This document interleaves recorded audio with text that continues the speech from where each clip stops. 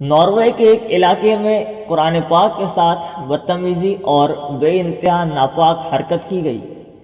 اس video کے viral ہوتے ہی، video کی شروعات کو دیکھتے ہی دنیا کا ہر مسلمان غمزدہ ہوا، مگر جہاں ذرا سی ویڈیو آگے بڑھی تو اس میں دکھائی دیا کہ وہیں کا ایک مرد قلندر اسی مجمع میں سے جو لوگ تماشا بیٹھ کر دیکھ رہے تھے، وہ سارے میں سے ایک قلندر اٹھتا ہے اور بیچ میدان میں چھلانگ مار کر آتا ہے اور وہ اس کو کک کرتا ہے جو قرآن پاک کے ساتھ بدتمیزی کر رہا تھا۔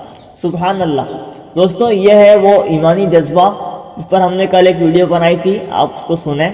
اور اسی کے ساتھ ساتھ ایک تحریر سامنے آئی ہے جو ناروے کرسچن سینڈ کے رہنے والے بھائی محمد الیاس نے بھیجی ہے، آپ اس کو بھی ذرا سا سماعت فرمائیں۔ اس میں آپ کو وہاں کے مقامی حالات اور عموماً جو حالات ہوتے ہیں مسلمانوں کے ساتھ خصوصاً، اور اس کے ساتھ ساتھ انہوں نے خاص تبصرہ کیا ہے اس معاملے کے تعلق سے۔ سنیے خود وہاں کی رپورٹ کیا ہے۔ ناروے کے شہر کرسچن سینڈ جہاں گزشتہ روز قرآن کریم جلانے کی کوشش کی گئی تھی، وہاں سے متعلق ایک ساتھی بھائی الیاس صاحب کی تحریر پڑھیں، آپ کو اصل حقائق سے آگاہی ہوگی۔ ہفتہ 16 نومبر 2019 کو ناروے کے جنوبی شہر کرسچن سینڈ میں قرآن جلانے کی مذموم کوشش کی ویڈیو سوشل میڈیا پر وائرل ہوئی۔ اس کے بعد جذباتی نعرے، جہادی پوسٹ اور جلا دو، مٹا دو، تعلقات ختم کر دو، ایمبیسی کو ختم کر دو وغیرہ جیسی کچھ پوسٹ واٹس ایپ اور فیس بک کے گروپس میں دیکھی گئی۔ راکم چونکہ اس شہر کا رہائشی ہے، سوچا اس بارے میں فرسٹ ہینڈ انفارمیشن دوستوں کی نظر کر دوں۔ یہ ایک گمبھیر مسئلہ ہے اور صرف قرآن جلانے تک محدود نہیں، اس کے دور رس نتائج نکل سکتے ہیں۔ میری خواہش ہے کہ جذباتی ہوئے بغیر پوری تحریر پڑھیے گا تاکہ آپ کو تصویر کے دونوں رخ نظر آ سکیں۔ اس واقعے سے پہلے تھوڑا سا بیک گراؤنڈ اور محرکات پر روشنی ڈالنا چاہتا ہوں۔ کرسچن سینڈ کی آبادی تقریباً 80,000 ہے، جس میں 2,000 کے لگ بھگ مسلمان ہیں۔ واحد جامع مسجد کے علاوہ شہر کے اطراف میں کچھ مصلے بھی ہیں۔ مسلمانوں کی 30 سے زائد قوموں کے لوگ آباد ہیں، جن میں زیادہ تعداد صومالیہ، شام، فلسطین و عراق کے مہاجرین کی ہے۔ مسلمان نوجوانوں کی قابل ذکر تعداد ہے اور ان میں سے بہت سے نوجوان یہاں کی معاشرت میں رنگے ہوئے ہیں۔ قانون کے مطابق آپ کو مذہبی آزادی ہے۔ پورے ناروے میں تبلیغی جماعتیں سفر کرتی ہیں، ان کے اجتماعات ہوتے ہیں، اور یورپ کے گنے چنے ملکوں میں سے ناروے ایسا ملک ہے جو تبلیغی جماعتوں کو بلا حجت ویزے جاری کرتا ہے۔ ہمارے شہر کی انتظامیہ، سیاستدانوں کی بڑی تعداد، سٹی کونسل، میئر، پولیس اور باقی ادارے مسلمانوں کے ساتھ بہت تعاون کرتے ہیں اور ان کی ضروریات کو قانون کے مطابق پورا کرتے ہیں۔ ہمیں کبھی اس سے کسی بھی معاملے میں شکایت نہیں ہوئی، بلکہ جب مسلمانوں کو بڑی جگہ پر مسجد کی ضرورت پڑی تو سٹی کونسل میں دائیں بازو کی مخالفت کے باوجود ووٹنگ کروا کر ہمارے لیے نئی مسجد کی منظوری دلوائی گئی۔ اب آتے ہیں اصل واقعے کے محرکات کی طرف۔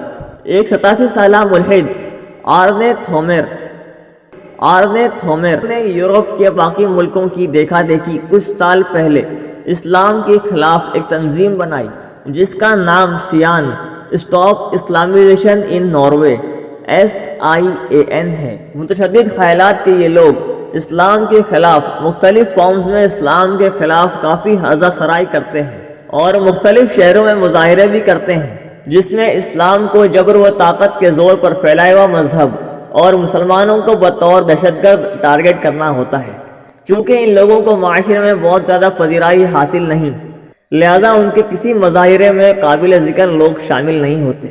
میڈیا ایسے لوگوں کو چٹکارے لگا کر پیش کرتا ہے، اس وجہ سے ان کو کچھ حد تک کوریج مل جاتی ہے۔ ناروے میں مذہبی و اظہار رائے کی آزادی ہے۔ قانون تب حرکت میں آئے گا جب کوئی شخص نفرت، دہشت اور نسل پرستانہ تقریر کرے۔ اس کے علاوہ آزادی اظہار رائے کے نام پر جو مرضی کہے اس پر کوئی روک ٹوک نہیں ہے۔ پچھلے ہفتے آرنے تھومیر نے جب مظاہرے کا اعلان کیا تو ایک جرنلسٹ نے اس مظاہرے کا عنوان دریافت کرنے کی غرض سے اس کا انٹرویو کیا، جس میں آرنے تھومیر نے اعلان کیا کہ ہم قرآن کو جلائیں گے۔ اس بات نے شہر کے سکون میں ایک ارتعاش پیدا کر دیا اور فوراً مسلم لیڈرز اور مسجد کمیٹی کے لوگ ایکٹیو ہو گئے کہ ایسی کسی بھی انہونی کو روکا جا سکے، جس میں پوری سٹی کونسل نے یک زبان کہا کہ ہم اس مظاہرے کے سخت خلاف ہیں اور ایسی کسی بھی حرکت کی قطعی اجازت نہیں دی جائے گی۔ حتیٰ کہ مسلمان مخالف جماعت ڈیموکریٹک پارٹی نے بھی اعلان کیا کہ وہ قرآن کریم کو جلانے والے کسی بھی عمل کو سپورٹ نہیں کریں گے۔ اسی میٹنگ کے دوران پبلک پروسیکیوٹر نے قانونی نقطہ اٹھایا کہ قانون کے مطابق ہم مظاہرے کو نہیں روک سکتے جب تک وہ ایسی کوئی حرکت نہیں کرتے جو قابل گرفت ہو، لیکن چونکہ سیان کا یہ اعلان نفرت پھیلانے کے زمرے میں آتا تھا تو پولیس کمشنر نے کچھ پیرامیٹرز طے کروائے، جس میں سیان تنظیم کو یہ کہا گیا کہ مظاہرہ کرنا آپ کا حق ہے، لیکن آپ قرآن کریم کو نہیں جلا سکتے اور ایسا کرنے پر قانون کی گرفت میں ہوں گے۔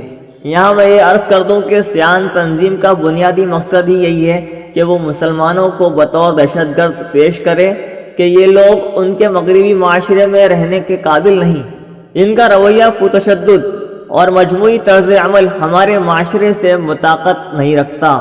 ان کا یہ بھی مطالبہ رہا کہ مسلمانوں کو ناروے سے باہر نکالا جائے، لہذا یہ ایسے بیانات جاری کرتے رہتے ہیں جن کا مقصد صرف اشتعال انگیزی ہے، لہذا مسلمانوں کی طرف سے ہمیشہ حکمت اور بصیرت کے ساتھ اس کا جواب دیا گیا۔ یہاں کے پڑھے لکھے لوگ ڈائلاگ اور کانفرنس میں بہت جاتے ہیں اور شہر کے سب آڈیٹوریمز میں کوئی نہ کوئی کانفرنس یا مکالمہ چل رہا ہوتا ہے۔ آرنے تھومر نے پہلے تو کوشش کی کہ اپنی نفرت والی باتوں کو ڈائلاگ کی صورت میں لوگوں تک پہنچائیں، جس میں وہ نبی صلی اللہ علیہ وسلم پر بھی رقیق حملے کرتا تھا۔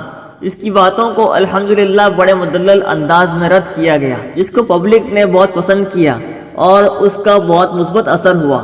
اسی وجہ سے ہماری مسجد میں الحمدللہ ہر ہفتے 2 ہفتے میں ایک نارویجین اسلام قبول کرتا ہے۔ آرنے تھومر کی بے بنیاد باتوں اور نفرت پر مبنی تقریروں کی وجہ سے لوکل ادبی کونسل اور یہاں کی چرچ نے پابندی لگا دی کہ اس کو کسی بھی تقریب میں نہیں بلانا، تاکہ یہ اسلام سے متعلق اپنی نفرت کو پھیلانے کے لیے ہمارا فورم استعمال نہ کر سکے۔ لوکل انتظامیہ اور ادبی حلقوں سے کٹنے کے بعد اس تنظیم کے پاس صرف ایک ہی آپشن رہ گیا کہ وہ پبلک مقامات پر مظاہرے کریں جس میں اسلام و محمد صلی اللہ علیہ وسلم کو ٹارگٹ کر سکیں۔ یہ اپنے مظاہرے میں باقاعدہ کیمرہ اور میڈیا کے لوگوں کو ایڈجسٹ کرتے ہیں تاکہ کوئی مشتعل شخص ان کو زدکوب کرے۔ اگر کوئی مشتعل شخص ان کو زدکوب کرے تو اس کی تصاویر و ویڈیو کو وائرل کروا کر لوگوں کو بتایا جائے کہ یہ لوگ ہمارے معاشرے کی روایات کے ساتھ مطابقت نہیں رکھتے۔